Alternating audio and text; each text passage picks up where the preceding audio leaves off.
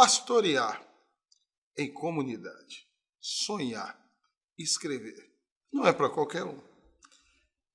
Hoje, nós iremos conhecer a história do pastor Gladson, um pastor criado lá no Morro do Papagaio, onde eu estou, que tem muita história para nos contar.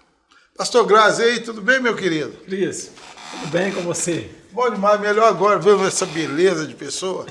Que Deus a recíproca é verdadeira. Que Deus te abençoe.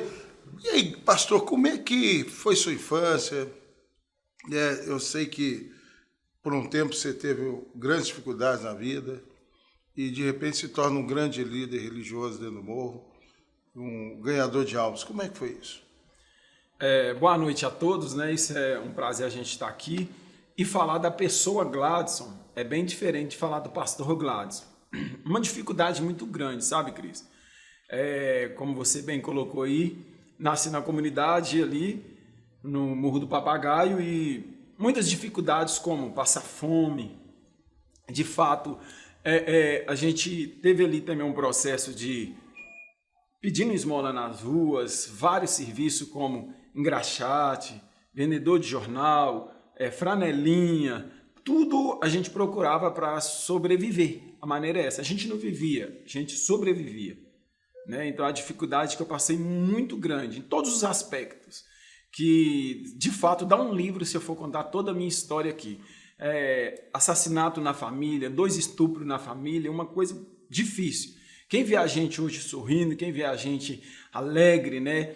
E olha pra gente já vê pastor. Talvez ele não enfrentou nenhuma dificuldade, parece que ele caiu de paraquedas, nada a ver. Foi um sofrimento muito grande e eu agradeço a Deus por isso, porque isso tudo foi para forjar o meu caráter hoje, para ser quem eu sou. Né? Então eu vejo que toda essa dificuldade favoreceu para mim. Infância, mãe, pai, irmão, como é que foi isso? Olha, eu já aos 5 anos de idade, meu pai, até nos dias de hoje, ele é desaparecido. Eu lembro a última cena que eu vi do meu pai, ele subindo as escadas, ele também era franelinha, e no ano de 85, não sei se vão lembrar, houve uma grande chuva, né, a chuva mais comentada em BH, quando caíram as casas, e nessa a minha casa também, né, a casa dos meus pais, desabou. Fomos morar no abrigo São Paulo e nesse período juntou tanto o desaparecimento do meu pai como a tragédia da casa ter caído, enfim, e ter saído da própria casa para estar morando no bairro, no abrigo do bairro São Paulo. Isso tudo acarretou para minha mãe uma depressão muito forte. E o que ela fazia para tentar esconder isso, para tentar disfarçar? Entrou para o alcoolismo, ela começou a beber, né? Ela se tornou uma alcoólatra e, enfim, para cuidar da gente foi muito difícil. Imagina uma mãe num período desse, sem um homem para estar ajudando, toda essa dificuldade, enfrentando tudo isso. Foi muito difícil, de fato foi muito difícil para minha mãe. Você falou 85, naquela época não se falava em depressão. Não se falava em depressão, interessante é isso, mas a gente hoje pode perceber, meus estudos, a gente vai entendendo por que ela entrou para o mundo do álcool, e enfim, e ela foi tentando a vida, cuidar de 7 filhos, nada fácil, e depender da ajuda dos outros, enfim, então assim... Mas hoje a gente entende que isso foi, de fato, uma depressão. Quando a gente fala que não se falava, a gente também fala que não se tinha cuidado. Não se cuidava da pessoa adequadamente, com remédio, com tratamentos, com paciência. Acabava falando assim, você viu isso? A pessoa tá bebendo. A pessoa sofria tantas perdas de bens materiais, como do marido, como essa questão dos filhos, mas também sofria um bullying nacional de que a pessoa estava ali porque queria, não era isso? Isso, e nessa época era tudo, vamos mandar para Sabará. Tá com problema de álcool, isso aí é uma loucura, e a pessoa tá ficando doida. Ela é louca, é isso. Manda para Barbacena que ali resolve, a gente nem sabe onde que... o que acontecia de fato ali. Há várias histórias e aí você pode ver isso na internet. Mas enfim, não tinha como de fato, naquele momento para ela, hoje eu entendo, não tinha uma saída para ela senão entrar para o mundo do álcool. E o que aconteceu com ela? Porque como cuidar de 7 filhos, sem ter uma casa para morar, sem ter um emprego fixo e dependendo dos outros. Então, o meio que ela achava para sobressair ou até para sobreviver de fato era esse. Faz 20 anos que ela faleceu. E deixou, mediante tudo isso, eu sou o mais novo dos homens, deixou uma grande responsabilidade para mim, né? E nessa responsabilidade que ela deixou, que ambos acima de mim já haviam casado, sobrou para mim. Então, eu, com 19 anos, quando ela faleceu, fui cuidar de 2 irmãs, né, mais novas do que eu, e enfim, sem ter uma casa. Quer dizer, a gente tinha um barraco com um cômodo sem banheiro. A gente fazia necessidade em sacolas. Para você ver, tamanho era miséria. Isso tem 20 anos atrás. Então, assim, tamanho era miséria que a gente vivia. Não tinha água, não tinha luz, dependia tudo dos outros. Eu estou falando, então, com um cara que hoje prega muito, é um cara de Deus, mas que também tem o lado emocional dele, o lado humano. E perder uma mãe não é para qualquer um. Como é que foi isso? Bom, foi um divisor de águas na minha vida. Porque no falecimento da minha mãe, eu encontrei Jesus, e Jesus me encontrou, na verdade. Foi nesse meio, né? E nesse encontro com Jesus é que a minha vida começou a mudar. Na verdade, que eu comecei a viver. Eu costumo dizer que eu comecei a viver foi nesse encontro com Jesus. Que até os 19 anos, antes de Cristo, era doença, era depressão, chorava e vivia uma vida, se é que eu posso chamar de viver uma vida. Eu vegetava, na verdade, né? De Cristo para cá que eu fui entender a vida. Aí a força foi vindo, eu encontrei forças, tenho encontrado em Cristo força para sobreviver agora. Não posso mais usar o sobreviver, mas viver. Se antigamente eu sobrevivi, hoje eu vivo em Cristo, né? E faço minhas palavras do apóstolo Paulo. Não vivo mais eu, mas Cristo vive em mim. E essa força eu encontro totalmente nele. Ele tem me dado essa força para viver. Há um bom tempo eu custei a te chamar de Gladson. Porque era fum para lá, fum para cá. Isso. Como é que era esse... De onde veio esse nome, esse apelido? Embora não pareça, mas o apelido veio de Fofurinha.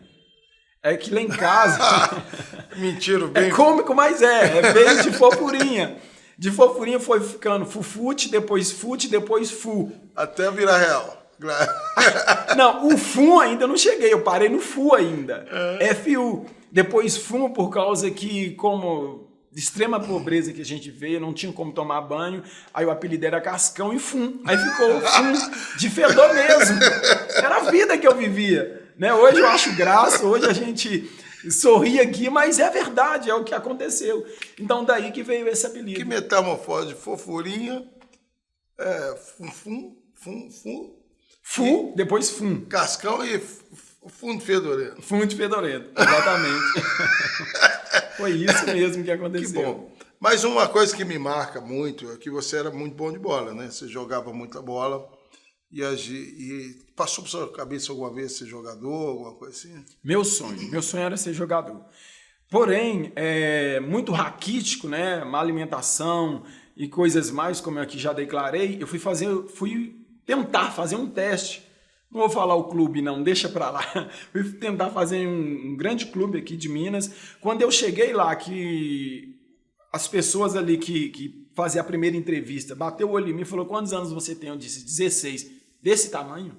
Magro desse jeito? Não tiveram sequer o critério de ver o futebol.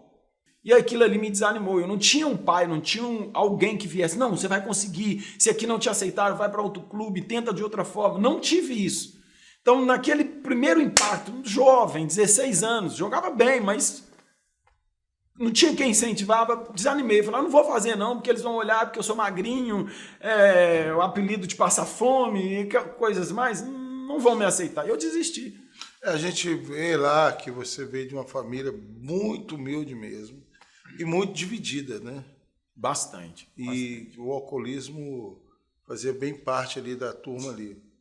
Cara, para você hoje ter sua consciência, nem todos tiveram a mesma sorte que você, que passaram pelo mesmo problema.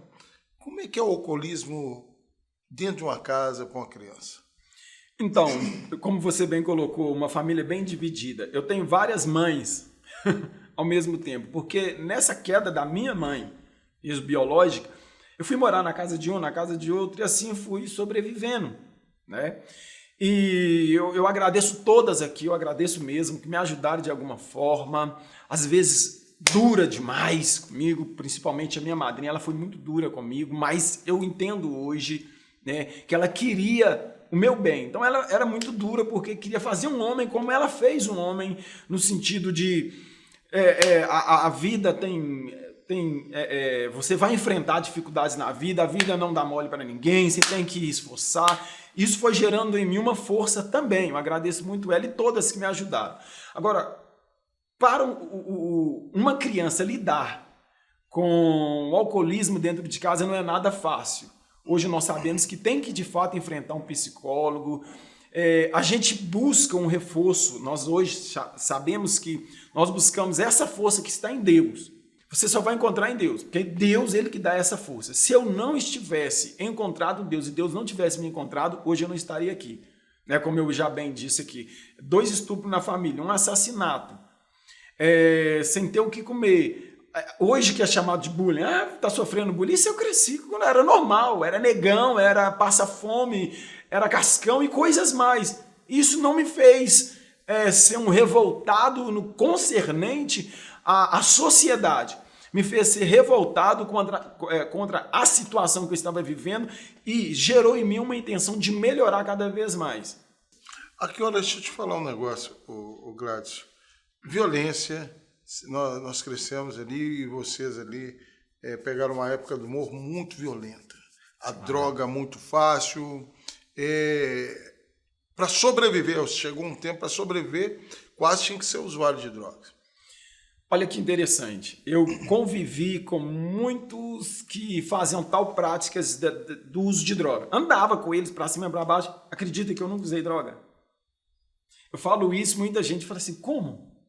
Eu falo, hoje eu entendo, é Deus. É Deus fortalecendo. Então eu via, vamos lá, vamos usar, todo mundo está usando. E quando não queria usar, aí vinha aqueles nomes pejorativos. Você é isso, você é aquilo, que não cabe aqui falar. Eu tive que vencer isso dentro de mim, relutar contra mim mesmo para não cair no mundo das drogas. E sempre dizer, não, vai na sua, você tá de boa, eu tô aqui tranquilo, pode ir. Mas todo mundo faz. Eu, não, beleza. Tá. Hoje eu entendo que eu não sou todo mundo. Mas graças a Deus nunca usei. Mas convivia, via, presenciava, a noitada ali também. Tinha o meu lado humano, como tenho até os dias de hoje. Queria também para farros, pagodes e coisas mais. Tomava mas nunca cerveja. Usei. Também não. Interessante, não. Por quê? O que aconteceu? Eu cresci vendo a minha mãe no alcoolismo. E eu imaginava assim, eu vendo a minha mãe assim, hoje, seus 30, 35, 40 anos, daqui 40 anos, se eu fizer o mesmo que ela está fazendo, eu vou ser assim. Então, quantas vezes eu carregava a minha mãe nas ruas, totalmente embriagada, eu pegava ela e levava, né, para casa, e aquilo ali meu coração cortava, que às vezes chorando eu estava levando a minha mãe. Quantas vezes eu via pessoas abusando da minha mãe, eu presenciando, eu não podia fazer nada, muito criança, a única coisa era puxar, vamos mãe, vamos embora, vamos. Enfim, então eu semelhava isso, peraí, se eu fizer isso no futuro eu vou ser igual a ela, eu não quero isso para a minha vida. Como Jesus chegou na sua vida? Meu Deus, foi na morte da minha mãe. Eu costumo dizer que a morte da minha mãe me gerou vida. Olha que interessante. A mulher que me gerou vida, na sua morte, me fez gerar vida. Né? Porque é muito, muito triste, deprimido. Hoje a gente entende que é uma depressão. Chorava demais. Olha que interessante. Dos homens, eu sou o mais novo dos irmãos. Abaixo de mim, 2 irmãs. Sempre muito forte. Aparentemente, sempre muito forte. Eu me lembro que quando me deram a notícia que a minha mãe havia falecido, eu que fui lá, gente, todo mundo triste, cabisbaixo, aquela coisa toda. Eu falei, não, vamos resolver isso, vamos dar um jeito, vamos fazer algo. E fiz tudo. E todo mundo chorou. Eu, não, gente, chorar, morreu, fazer o quê? Mas, Cris, no momento em que eu vi a minha mãe descer na sepultura, acabou. Aquilo ali eu desabei. Aí todo mundo veio me socorrer. Porque hoje eu entendo que aquilo era uma forma de Deus preservando, porque senão minha mãe estava aí até hoje sem enterrar. Interessante. Por quê? Porque eles chorosos, daquela forma ali, triste, e ninguém fazia nada. Eu vejo que Deus me capacitou com este dom de momentos difíceis, se manter firme para resolver o problema. Depois de resolver o problema, aí você pode chorar. Eu vejo Deus trabalhando assim comigo. E eu sou, embora não pareça, eu sou o mais melancólico da família. Choro até hoje a morte da minha mãe. Se eu fico sozinho, muitas das vezes estou chorando. E não há nenhum problema nisso, até porque Jesus ele vai dizer que felizes são os que choram. E interessante também que Deus se alegra com o velório, né? No velório se alegra, porque ali os corações estão quebrantados. E aí a sua história pastoral é que é interessante, né? Parece que você era de uma igreja e a pastora estava lá e deixou a igreja assim, toma a chave, resolve aí, eu vou ali e volto. Então, é muito interessante, terminando o processo do velório da minha mãe, entrando no processo de pastorear, o que acontece? No velório da minha mãe, eu fui convidado aí uma X igreja que eu não convém aqui falar. Durante 5 anos, excelentemente, aquilo ali, durante 4 anos, né, eu me identificava demais com essa igreja. Sou grato a Deus por essa igreja existir, porém, no término do 3º para 4º ano, eu meditava tanto na palavra de Deus que eu via que não estava tendo uma coerência no que eles pregavam com o que estava escrito na Bíblia. Então, eu relutava. No 4º ano eu pedi, até cheguei a ser um obreiro nessa X igreja, e eu cheguei à conclusão de que estava algo fora da palavra de Deus.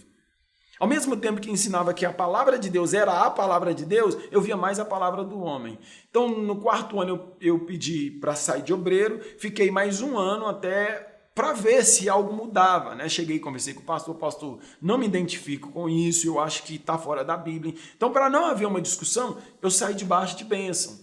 No 5º ano, eu saí totalmente, desliguei dessa igreja 100%, nem mais como membro, e fiquei de 2005, que foi o período que aconteceu isso, a 2006. Então, assim, procurando uma igreja, via uma aqui e outra ali. Um certo amigo meu, ele disse assim, Gladys, vai ter uma célula lá na minha casa, você não gostaria de ir? Eu falei, eu estou procurando igreja mesmo, então vamos lá. Chegando lá, ele me apresentou uma pastora, e a pastora disse, você é Gladys e tal? Sim, Gladys, nós estamos com o propósito de abrir uma denominação aqui próximo da casa de vocês e tal. Passou todo o projeto, ponto. Eu falei, amém, pode contar comigo para ajudar na obra de Deus, mas eu não quero ser obreiro, eu não quero ser nada, simplesmente um membro sentar, pegar minha família e ir embora. E ela começou o trabalho lá, porém ela teve que ir para São Paulo para resolver uma documentação de outro ministério que ela já tinha lá, junto com seu filho, enfim. Ficou esse meu amigo que me convidou para ir à célula. Neste período, ele falou assim, Gladys, eu não tenho muita intimidade, assim, eu sou muito tímido para pregar, e a igreja estava começando. Você não pode pregar até a pastora chegar, não? Eu falei, mas eu não sou pastor. Ele, não, Gladys, prega. Insistiu, falei, tá, amém, eu vou. Mas quando a pastora chegar, eu saio. E foi o que aconteceu. Quando ela chegou, eu falei, pastora, agora a senhora chegou, tá aí, Deus abençoe a senhora. Ela ficou com a gente umas 2 semanas, mais ou menos. E neste período, ela não conseguiu o objetivo que ela queria, que também não convém dizer. E ela chegou e disse, eu estou saindo e pastor é você. Eu falei, não, eu não sou pastor. Eu não sou nem obreiro, eu não sou nada. Ela disse, eu estou indo embora e você se vira aí. Mas por que eu? Dá ele que é o auxiliar da senhora. Não, você se vira. Mas naquele momento que ela me passava a chave, meu coração por dentro sangrava. Eu falava, Deus, e agora o que eu vou fazer? Tem pessoas aqui, para onde vão essas pessoas? Quem vai pastorear essas pessoas? Ponto. Eram 2 pessoas, mas a Bíblia fala que uma alma vale mais que o mundo inteiro. Eu falei, agora sobrou para mim. Eu disse para essas 2 pessoas, eu vou ficar com vocês aqui até que Deus envie um pastor para vocês, que eu não sou pastor. Aí 1 semana, 2, 3, começaram a me chamar de pastor. Eu falei, por favor, não me chama de pastor, eu não sou pastor. Mas você que está cuidando da gente, você é o pastor. Mas eu não sou pastor. Interessante, quando eu estava na casa de uma delas, nós fazemos uma célula lá, estava falando exatamente isso. Como tudo começou, né? Que tinha algumas pessoas que não sabiam totalmente da história, eu estava dizendo, por causa dessa irmã hoje, enfim. E fiquei, falou, ó, quando Deus enviar um pastor, eu saio, porque eu não sou pastor. Eu te ingiriza desse título, não me chama de pastor. 10 anos depois, Deus levantou um profeta e me falou assim, olha, deixa eu te falar, você está esperando pastor lá para a sua igreja, não tá? Eu falei, tô claro. 10 anos, gente, interessante, 10 anos. E eu estou esperando. Deus manda te dizer que você não precisa esperar não, que é você que é o pastor de lá. Eu não tenho capacidade, eu estou atrás das malhadas, eu sou pequeno demais. Desculpa, a mesma que Gideão, a mesma que Isaías, a mesma que os homens de Deus daram. Moisés, principalmente. Exatamente, eu não sei falar. A gente dá desculpa, mas quando o chamado... uma coisa é a gente ter o chamado, outra coisa é o chamado nos ter. Então eu vejo que é interessante que o chamado me tem. Deus disse sim. Hoje eu entendo que Deus disse sim. Hoje nós estamos com 15 anos pastoreando. Mas veja, 5 anos atrás que eu tomei para mim mesmo, realmente, era eu que Deus queria. E hoje eu entendo que sim, era eu que Deus queria para estar ali na frente do trabalho. Mas se dependesse de mim, eu não queria estar. Mas então, peraí, você é um covarde? Então por que você não deixa? Não deixo porque eu não sou covarde. Porque o chamado me tem. Porque eu sei que esse é o melhor caminho. Porque eu sei que só assim eu posso estar ajudando pessoas a chegar no seu propósito de vida. O Gladson pai, como é que é?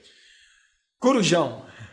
Muito coruja. Beijo, minha filha. Tem 10 anos. Isso é interessante, que ela tem 10 anos. O meu mais velho tem 16. Beijo ele. Fala, rapaz, beija aqui. Rapaz, eu não beijo não, que eu vou zerão já, né? Rapaz, beijo sim. Beijo porque são os meus filhos. Né? E eu vou te beijar. Minha filha, eu fiz um vídeo agora, Dia dos Pais, com ela, e pus ela sentada no meu colo, 10 anos. E o vídeo eu dizia o seguinte, é melhor ela sentar no meu colo do que sentar no colo dos outros no meio da rua. Ela é minha filha. Aí eu vou beijar ela hoje, ela diz o seguinte, assim, pai, eu já sou mocinha. Eu falei, é mocinha, mas continua sendo minha filha. E deixo bem claro, quando casar, o pai vai continuar beijando na frente do marido. Aí ela fica... Aí o genro se guarde, tá vendo aí, né? Se prepare. E o Gladson marido? O Gladson marido, eu falo... É até suspeito eu ter que falar do Gladson marido, mas eu vou dizer que vou dar umas pinceladas. Também coruja. Eu sou muito família, sabe? Eu gosto muito de estar com a família. Para mim, a minha maior alegria é estar com a família. Então eu penso sempre, se eu não cuidar da minha esposa, quem vai cuidar? Se eu não fizer o que tem que ser feito, quem vai fazer? Então eu procuro, como homem, fechar todas as brechas para o açougueiro, para fechar todas as brechas para o padeiro. Então eu procuro fazer o meu papel. Os padeiros são complicados, né? Exatamente. Amém. E agora o Gladson pastor? O Gladson pastor, eu posso dizer assim, também queria que tivesse uma ovelha para dizer, mas eu procuro demais, sabe, uma preocupação mesmo de estar cuidando de ovelha por ovelha, de ter esse contato que nós estamos tendo aqui, de sentar, ouvir, observo, olha, tá saindo aí do aprisco, onde que você está indo? Então, ou seja, eu tenho o cajado nas mãos, e esse cajado, como era utilizado no passado e hoje também é utilizado o cajado, né? Mas o cajado que eu tenho hoje não é aquele de madeira, mas é o de autoridade. Eu tenho que perceber que quando a ovelha está saindo, ele tem, né? A gente sabe o formato do cajado, ele é assim. Então, quando eu percebo que a ovelha está saindo, eu uso esse lado do cajado. Opa, volta, é para puxar a ovelha. Este lado é para bater na ovelha. Ó, ovelha, você está errada, volta aqui, você está desviando do caminho. Então, se por um lado, como pastor, eu puxo a ovelha para estar próximo de mim, mesmo com falhas, porque a melhor maneira de cuidar de uma ovelha é estar próximo de ti. Eu vejo assim, o pastor ele tem que ter essa percepção. Agora, porque pecou, porque ele errou, eu vou... Não vou, eu vou trazer ele para perto de mim, porque ele precisa entender o que é a verdade. Então, eu procuro fazer o meu papel também como pastor. Eu costumo dizer que eu sou 100%. Não falo 100% no que tange santidade, eu tenho falhas. Mas quando eu sou pastor, eu sou 100% pastor.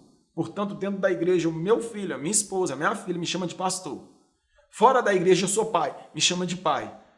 Então, eu procuro ser 100% em tudo aquilo que eu faço. Agora, e a parentela, os irmãos, como é que ficou após a perca da mãe? Vocês se uniram mais? Como é que ficou?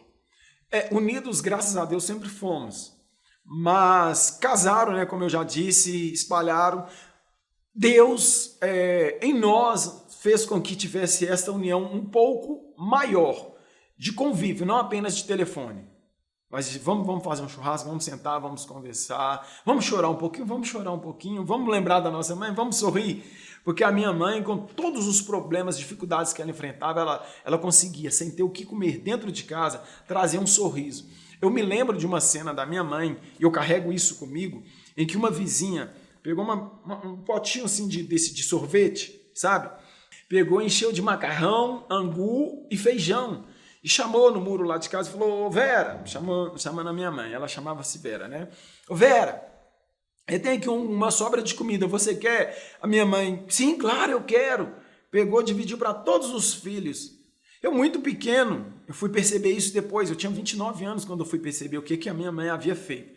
Eu disse para ela assim, ainda muito pequena, mãe, a senhora não vai comer? Não, ela, não, filho, mamãe já comeu. Com 29 anos que eu atinei, aconteceu uma cena na minha vida, veja só, eu tinha por volta de 5, 6 anos quando isso aconteceu. Com 29 anos aconteceu uma cena que eu lembrei da minha mãe. Minha mãe não havia comido. O que, na verdade, ela fez, mãe, dividiu para os filhos, e a alegria dela era ver a gente comendo. Então, ou seja, se alimentando ali, né? A minha mãe dormia, a gente dormia pedindo comida, e ela tinha um jeito de convencer a gente contando piadas. Então, peraí, eu já vou fazer. Mas fazer o quê? Não tinha nada, hoje eu entendo. E quando a gente dormia ali, era a alegria dela. Então, a gente dormia muitas das vezes com fome. Mas era uma mulher fantástica, né? A lembrança mil dela. Bem, o sonho de jogar bola não vingou, ou você joga bola ainda? Eu tento correr um pouquinho, né? Hoje bem menos, porque o chamado me tem, né? Mas é bem raro quando eu jogo futebol. E aí, junto com a turma, porque tem muito pastor que acha que a diversão é bobeira, acha que viajar é bobeira. O que você pensa disso? Eu penso que o pastor ele tem que ser 100% pastor, mas ele tem que entender que ele é homem. Ele passa dificuldade, ele pode passar lutas dentro do seu lar, no seu casamento, com os filhos, mas não deixar isso levar ele a perder o seu chamado de pastor. Eu entendo que precisa sim, pastor tem que viajar, pastor tem que sair com a família, seja 100% marido, seja 100% pai, ele tem que divertir mesmo. Tudo com decência e ordem. Amém. Queria que você deixasse seu contato. Alguém quiser convidar o pastor Grazi para pregar, alguém quiser convidar a sua igreja para ir, ou quiser ir até a sua igreja, como é que faz? Tá, hoje nós estamos localizados na Rua Bolívia, 1274, a referência é o Verde Mar da Nossa Senhora do Carmo. Então, chegando no Verde Mar da Nossa Senhora do Carmo, o portão de trás do Verde Mar está de frente à igreja, que é a Rua Bolívia. Meu contato é 9898 70074. Querendo falar com a gente, chamar a gente para pregar, e nós estamos aí. Muita gente acha que o pastor vive só da igreja. O pastor Grazi tem seu trabalho fixo. Trabalho, sou palestrante também, Cris. Tenho meu trabalho, né? Hoje eu sou, assim, muito ocupado, até às vezes as pessoas falam, eu te liguei, tentei falar, não teve, mas é porque é muito trabalho de fato. Tenho o meu trabalho secular também, enfim, tenho meus afazeres e quando posso atendo as agendas aí. Eita glória! Então eu queria que você deixasse um recado para quem está nos assistindo. Mediante toda a história que você escutou, uma frase que eu escutei muito tempo atrás, isso eu gravo e carrego ela comigo, a primeira na verdade é uma frase e um versículo. Primeiro eu vou na frase. A frase ela diz o seguinte, a qualidade do vencedor é nunca desistir. O versículo bíblico é todas as coisas cooperam para o bem daqueles que amam a Deus. Ou seja, toda dificuldade que você estiver passando ou que vai passar, você pode ter certeza que dificuldades nós vamos passar. Entenda uma coisa, vai colaborar para o bem se você ama a Deus, tá bom? É vivendo e aprendendo, né? Você que pastor hoje, teve um grande homem de Deus aqui, uma referência minha, para conversar com você sobre o pastor homem. O ministério pastoral é uma coisa, agora o homem pastor é outra. Que Deus te abençoe, até o próximo programa, se Deus quiser.